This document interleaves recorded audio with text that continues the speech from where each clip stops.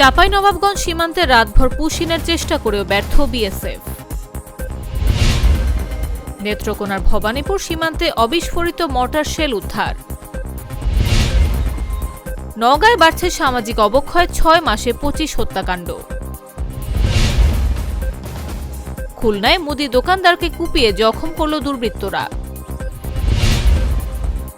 সীমান্তবর্তী দুধকুমার নদের কাদায় পড়েছিল মরদেহ। বাস্তবে চলে ফিরে বেড়ালেও সরকারি খাতায় 9 মাস ধরে মৃত রুহুল আমিন। বছর জুড়ে রোহিঙ্গা ক্যাম্পে ডেঙ্গুর চোখ রাঙানি। গ্রামবাসীর বিক্ষোভে আটক যুবলীগ নেতাকে ছেড়ে দিল পুলিশ। আগ্নেয়াস্ত্রসহ কেএনএফ সদস্য আটক।